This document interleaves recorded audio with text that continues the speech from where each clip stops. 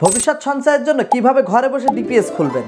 আগে কিন্তু আপনি যখন একটা ডিপিএস অ্যাকাউন্ট খুলতে চাইতেন তখন কিন্তু আপনাকে ব্যাংকে যেতে হতো, কিন্তু বর্তমান সময়ে আপনার যদি একটি বিকাশ অ্যাকাউন্ট থাকে তাহলে খুব সহজেই বিকাশ অ্যাপের মাধ্যমে আপনি একটি ডিপিএস খুলতে পারেন এবং বিকাশ অ্যাপসের ডিপিএস কিন্তু সম্পূর্ণ নিরাপদ। ওকে ভিউয়ার্স, তো আজকের ভিডিওতে আমি আপনাদেরকে দেখাবো খুব সহজেই কিভাবে বিকাশ অ্যাপ দিয়ে ডিপিএস খুলবেন। ওকে, তো শুরু করছে আজকের ভিডিও। বিকাশের মাধ্যমে ডিপিএস অ্যাকাউন্ট খোলার জন্য অবশ্যই আপনার বিকাশ অ্যাকাউন্টে লগ ইন করে নেবেন। ওকে ভিউয়ার্স, তো দেখতে পাচ্ছেন এখানে কিন্তু আমার বিকাশ অ্যাকাউন্টে আমি লগ ইন করে নিয়েছি। এখন আপনারা এখানে বিকাশের যে হোম পেজটি আছে বিকাশ অ্যাপসের সেটি দেখতে পাচ্ছেন। তো এখান থেকে আপনাদেরকে ডিপিএস অ্যাকাউন্ট খোলার জন্য দেখতে পাচ্ছেন এখানে সেভিং নামের একটি আইকন আছে, এখানে একটি ক্লিক করবেন। সেভিংসে ক্লিক করার সাথে সাথে কিন্তু ইন্টারফেসটি পেয়ে যাবেন। তো এখান থেকে আপনারা দেখতে পাচ্ছেন নতুন সেভিংস খুলুন, এখানে একটি ক্লিক করবেন। এখানে ক্লিক করার সাথে সাথে কিন্তু আপনারা ইন্টারফেসটি পেয়ে যাবেন। তো এখানে দেখতে পাচ্ছেন ডিপিএস, ইসলামিক ডিপিএস। এখান থেকে চাইলে আপনি যে কোনো একটি ডিপিএস খুলতে পারেন। আপনি যদি চান শরিয়া ভিত্তিক ডিপিএসটাও খুলতে পারেন, তাছাড়া মুনাফা ভিত্তিক ডিপিএস এটাও কিন্তু আপনি খুলতে পারেন।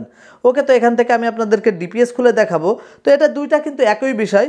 তো এখান থেকে ডিপিএসটা খোলার জন্য ডিপিএস লেখা যে আইকনটি আছে এখানে একটা ক্লিক করব। ডিপিএস লেখা আইকনে ক্লিক করার সাথে সাথে কিন্তু ইন্টারফেসটি পেয়ে যাবেন। এখানে দেখতে পাচ্ছেন এখানে কিন্তু আপনাদেরকে 3টি ধাপ সম্পূর্ণ করতে হবে। নাম্বার 1, স্কিম বাছাই করুন। তো এখান থেকে ডিপিএসের ধরন আছে, ধরনটি বেছে নিন, এখানে একটি ক্লিক করবেন। ধরন বেছে নিন, এখানে ক্লিক করার সাথে সাথে দেখতে পাচ্ছেন সাপ্তাহিক এবং মাসিক।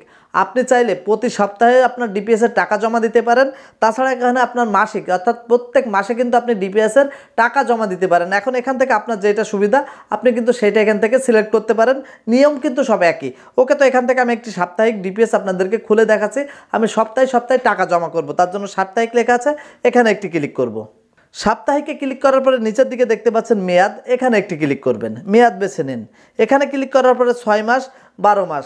সাপ্তাহিক যে ডিপিএসটা আছে এখানে কিন্তু আপনি 6 মাস থেকে 12 মাস অর্থাৎ 1 বছরের জন্য কিন্তু আপনি সর্বোচ্চ ব্যবহার করতে পারবেন। তাছাড়া কিন্তু এই সাপ্তাহিক ডিপিএসের লং টাইম মেয়াদ নেই। তবে আপনারা যদি মাসিক ডিপিএস ব্যবহার করেন সেক্ষেত্রে কিন্তু আপনারা আরও মেয়াদটা বেশি দিনের জন্য আপনারা ডিপিএস অ্যাকাউন্ট খুলতে পারেন। ওকে, তো এখান থেকে আমি 6 মাস সিলেক্ট করে নিচ্ছি। ডিপিএস এর মেয়াদটি সিলেক্ট করার পরে নিচের দিকে দেখতে পাচ্ছেন পরিমাণ লেখা আছে, জমার পরিমাণ বেছে নিন, এখানে একটা ক্লিক করবেন। জমার পরিমাণে ক্লিক করার সাথে সাথে দেখতে পাচ্ছেন এখানে কিন্তু অনেকগুলো অ্যামাউন্ট আছে। তো এখান থেকে প্রতি সপ্তাহে আপনি ঠিক কত টাকা পরিমাণে জমা করতে চাচ্ছেন সেটা কিন্তু এখান থেকে সিলেক্ট করে নেবেন। তো এখান থেকে আপনার যেইটাই সুবিধা হয় সেটা কিন্তু এখান থেকে সিলেক্ট করে নিতে পারেন। ওকে, তো এখন কিন্তু আপনারা দেখতে পাচ্ছেন ব্যবহারযোগ্য ব্যালেন্স। এখানে পরিমাণ আপনার যে পরিমাণে আপনি ডিপিএস অ্যাকাউন্টটি ওপেন করতে চাচ্ছেন এখানে কিন্তু অবশ্যই আপনার অ্যাকাউন্টে ব্যবহারযোগ্য ব্যালেন্স কিন্তু সেটা থাকতেই হবে। ওকে, এখানে সব কিছু ঠিক থাকার পরে নিচের দিকে দেখতে পাচ্ছেন এগিয়ে যান, এখানে একটা ক্লিক করবেন। এগিয়ে যানে ক্লিক করার সাথে সাথে এখানে দেখতে পাচ্ছেন প্রতিষ্ঠান বাছাই। তো এখান থেকে কিন্তু 3টি প্রতিষ্ঠান আপনার এখানে পাওয়া যাচ্ছে। এটা কিন্তু বিভিন্ন সময় বিভিন্নভাবে আপডেট হয়। এখান থেকে আপনার সব থেকে বেশি যে রেট দেবে সেটা কিন্তু আপনারা এখান থেকে সিলেক্ট করতে পারেন। এখানে দেখতে পাচ্ছেন মুনাফার হার, এখানে কিন্তু একটা কোম্পানি দেখতে পাচ্ছেন 8.75% দিয়েছে, আর একটা 8.5% এবং আর একটা নিচের দিকে দেখতে পাচ্ছেন 8% কিন্তু মুনাফা দেবে। তো এখান থেকে আমি বলবো যেটা সব থেকে বেশি মুনাফা দেবে সেটা আপনারা সাজেস্ট করতে পারেন। এখন যদি আপনি কম মুনাফাটাও নিতে চান এটা একান্ত আপনার ব্যাপার। ওকে, তো এখান থেকে আমি একটি প্রতিষ্ঠান সিলেক্ট করে নিচ্ছি। তার জন্য এখানে যে প্রতিষ্ঠানটি সিলেক্ট করবেন তার উপরে একটা ট্যাপ করবেন। প্রতিষ্ঠানটি সিলেক্ট করার পরে এখানে দেখতে পাচ্ছেন এনআইডি নাম্বার আছে।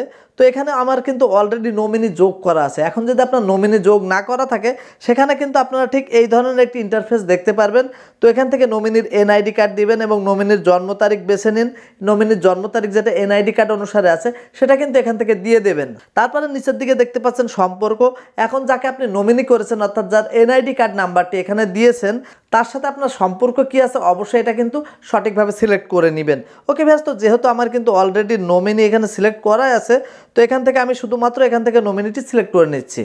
নমিনিটি সিলেক্ট করার পরপরই কিন্তু আপনারা ঠিক এমন একটি ইন্টারফেস পেয়ে যাবেন। এখানে কিন্তু আপনার প্রতিষ্ঠানের বিস্তারিত অর্থাৎ আপনার মোট কত টাকা আপনার জমা হবে, যে আপনার ডিপিএসে মোট কত টাকা আপনাদের যে মেয়াদে আপনি ডিপিএসটা করছেন সেটা আপনার কত টাকা জমা হবে এটা দেখতে পারবেন। তাছাড়া আপনি এই ম্যাচুরিটি যদি শেষ হয়ে যায় তো আপনার ইন্টারেস্ট সহ আপনি কত টাকা পাবেন এটাও কিন্তু এখানে দেখতে পাবেন। তো এখানে অবশ্যই আপনারা প্রত্যেকটি ডিপিএস অ্যাকাউন্ট খোলার সময় এটা সঠিকভাবে দেখে নেবেন।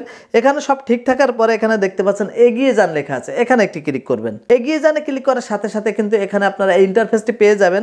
তো এখান থেকে আপনাকে এখন আপনার যে বিকাশ অ্যাকাউন্টের পিন নাম্বারটি আছে এই পিন নাম্বারটি কিন্তু এখানে প্রোভাইড করতে হবে। ওকে ভিউয়ার্স, তো এখানে আমি আমার বিকাশের যে পিন নাম্বারটি আছে এই পিন নাম্বারটি দিয়ে দিচ্ছি। এখানে কিন্তু আপনার ডিপিএস এর যে বিস্তারিত আছে এটা কিন্তু এটাই দেখাচ্ছে। তো এখান থেকে পিন নাম্বারটি আমি দেওয়ার পরে পিন কনফার্ম করুন, এখানে একটা ক্লিক করবেন।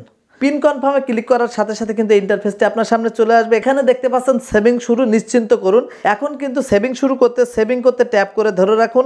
এখানে যদি আমি ট্যাপ করে ধরে রাখি তাহলে কিন্তু আমার এই বিকাশের যে ডিপিএস অ্যাকাউন্টটি আছে সেটা কিন্তু অল্প একটুখানি সময়ের মধ্যেই চালু হয়ে যাবে। অলরেডি দেখতে পাচ্ছেন আমার বিকাশ থেকে কিন্তু নোটিফিকেশন এবং আমার ফোনে মেসেজও চলে আসছে যে আমার বিকাশের যে সেভিংটি আছে, আমি এতক্ষণ ধরে যে সেভিংটি করলাম এবং আপনাদেরকে দেখালাম, আমার এই বিকাশের সেভিংটি কিন্তু চালু হয়ে গিয়েছে। ওকে ভিউয়ার্স, এখানে সব কিছু যেহেতু ঠিক আছে, তো এখান থেকে এখন আমি একটু হোমে ফেরত যাব। হোমে ফেরত যাওয়ার পর এখানে সেভিংস লেখা যে আইকনটি আছে এখানে একটি ক্লিক করার পরে আপনার যে সেভিংটি আছে এটা কিন্তু আপনারা চেক করে দেখে নিতে পারবেন।